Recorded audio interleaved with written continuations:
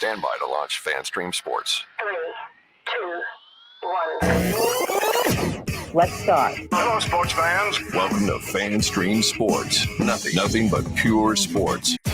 Hey, welcome to the Buckeye Blitz on FanStreams, powered by DSP Media. I am Jeff Thidoff. Tito, they call him. You follow on Twitter at FitHappens. There it is right there. Follow me there. So much to get into today. NFL draft wrapped up after rounds 4 through 7 on Saturday. As I sit here now, Sunday, but there were a number of Buckeyes drafted. Starting off, let's go through the list now. Number 2, C.J. Stroud, the Houston Texans.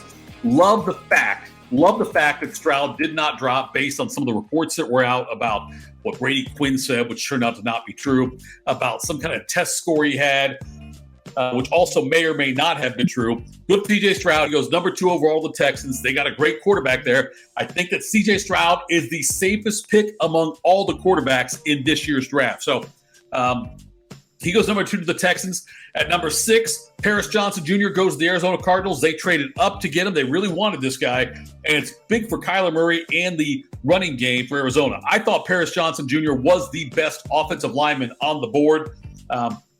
He was the first one taken. Good for him. He moves up. Again, top 6 pick for 2 picks in the top 6 for Ohio State. At number 20, Jackson Smith-Njigba went to the Seahawks. This is a great opportunity for him because they've got DK Metcalf and Tyler Lockett there already. He doesn't have to come in and be a superstar. He'll play in the slot. He'll get a lot of receptions. I'll do a fantasy football cast later on about some of the impact of these guys, but JSN goes to a great situation in Seattle, and he goes number 20. That was it for day 1. Now, day 2 for Ohio State, the rounds 2 and 3, the Buckeyes only had one guy go off the board.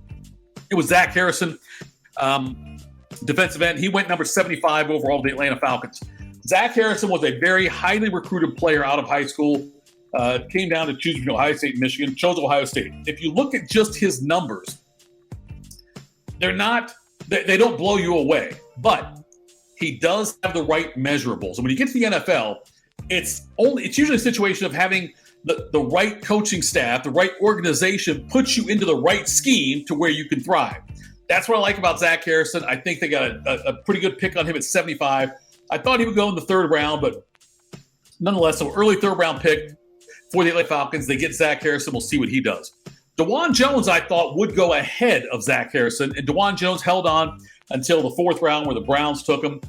I see a theme here coming up about the Buckeyes and the Browns, but the Browns took DeJuan Jones. He's got a massive wingspan. There are questions about his passion for the game. He was 374 is what he weighed at the NFL Combine. Did not weigh at the Buckeye Pro Day. Heard reports that he may have looked a little heavier there, but if he's motivated and wants to do it, I think it's a great signing for the Browns. He could start very early. Luke Whippler, also from Ohio State, the center, in the 6th round to the Browns. This was a steal. He's going to start at center for the Browns sooner rather than later. Might not be this year, could be later in the season, but he will be the starting center for the Browns come the 2024 season. Now, after the draft, that's all the Buckeyes that got drafted. 6 guys went. Stroud, Johnson, JSN, Harrison, DeJuan Jones, Luke Whippler. 6 get drafted. Draft ends. Now, anybody who didn't get drafted can sign with the team if they want.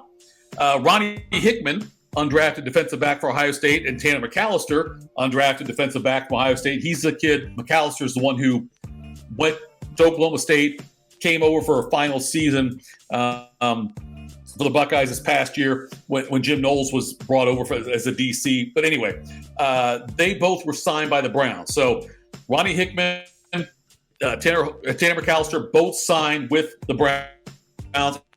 Also Cameron Brown, another defensive back, signed with the Chargers. If you remember correctly, Cameron Brown, when he was recruited by Ohio State, he was a 4-star receiver. But he quickly on defense was probably the better spot for him to get on the field. So Cameron Brown goes to the Chargers. Again, former 4-star receiver, former Buckeye, now a defensive back. Other news from Ohio State football. So Lorenzo Styles Jr., his dad played for Ohio State. Sonny Styles, his brother, plays for Ohio State. He's a safety. He's a huge guy. Anyway, Lorenzo Styles Jr. From Pickerington, went to Notre Dame as a wide receiver, had a couple of decent games, looked pretty good, and then kind of disappeared in the second year, and now is moving over to defensive back. and he's transferred to Ohio State. He leaves Notre Dame, goes to Ohio State. The Buckeyes add him to their roster. Another defense with 2 years remaining on his of college eligibility, but Lorenzo Styles Jr. comes to Ohio State and transfers in as a defensive back. They got another big one, though, on Sunday night, tonight. I'm recording this on Sunday evening.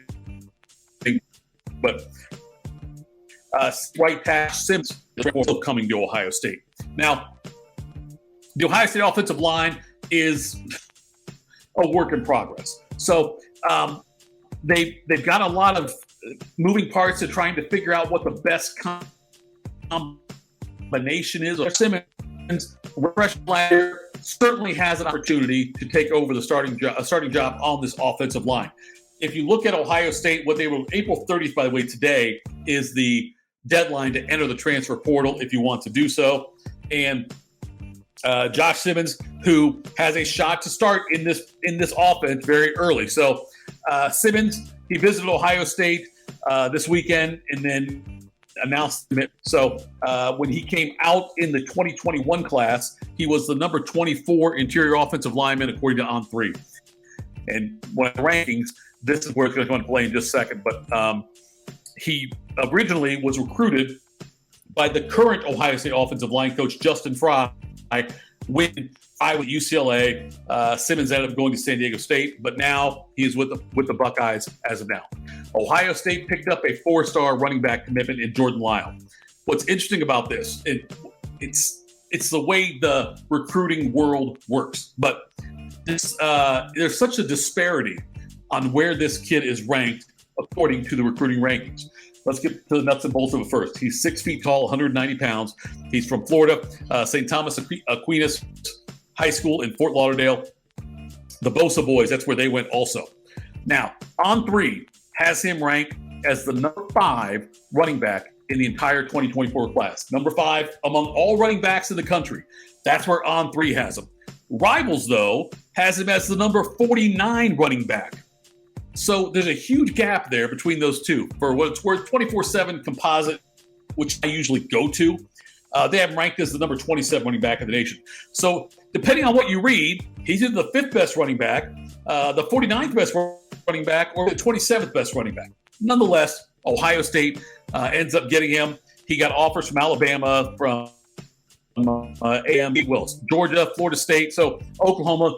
All the big boys were in on him. Jordan Lyle, though, commits to Ohio State. Last year, he only had 91 carries. You might think, 91 carries, not that much. Well, he went for 1,015 yards and 12 touchdowns on those 91 carries. There's a couple of running backs already committed, including James Peoples out of Texas, the San Antonio product, and also Sam Williams-Dixon, Pickerington kid as well. All right. All these guys that come in. So it's the 2023 class now. I just mentioned we have Lorenzo Styles, senior coming in. Junior, and Josh Simmons coming in, the offensive lineman. Ohio State's got people are going to get. I don't want to say the word cut, but people are going to have to leave to make sure Ohio State's got they're at the scholarship limit right now. I think they're still over, but we'll double check on that. But some guys are going to leave. That's what's going to happen. And as part of that, now a couple of players did announce they were going. Offensive tackle Ben Chrisman and wide receiver Caleb Burton have both entered the transfer portal. So Ohio State will do whatever they have to do to get to that number of the 85 scholarships for the scholarship limit for the NCAA. They will get there. You might see another couple of names move that they're going to get announced later, but that's where we're at right now. All right, let's talk about the conference in and of itself. So University of Illinois Chancellor Robert J. Jones is he was talking to, he's also the chair of the Big Ten Council of Presidents and Chancellors, and because you remember, just a little more than a year, Big Ten will become 16 conference with additions of UCLA. He was asked about expansion. That is not at the top things they're discussing within the Big Ten. So expanding this a year from now, a little more than a year, they'll be at 16. And I'm not sure if I still tend to think that we're going to end up having 3 20-team super conferences with 6 10-team divisions, which is what conferences used to be anyway. We're 10-team conferences, Pac-10, Big Ten, whatever. So I think you'll end up seeing that eventually. But it's going to have to see. I think what's going to happen right now is everyone's still waiting on what Notre Dame is going to do long term. Everyone's still waiting to see if the Big 12, ACC, Pac-12, how that's going to eat each other, because it's not going to be those three conferences the way they are. I think you're going to see two of them merge into one of the other. And so you'll still have SEC and Big Ten picking up some scraps from that as well. Notre Dame's the key, though, so we'll see what happens with that. But right now, they're not really focusing on expansion, just getting ready for and there's a lot of moving parts with USC and UCLA, not just football.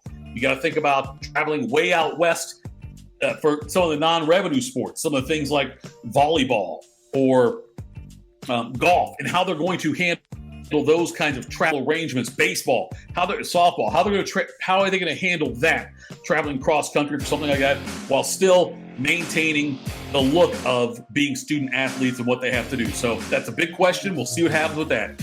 Okay, that's it for me. I am Jeff Tito Thidoff. This has been the Buckeyes on Fanstream Sports, powered by DSP Media. Thanks so much for tuning in. Like, listen, subscribe, do all those things. Follow me on Twitter @ThatHappens, and we'll talk to you next. Go Bucks.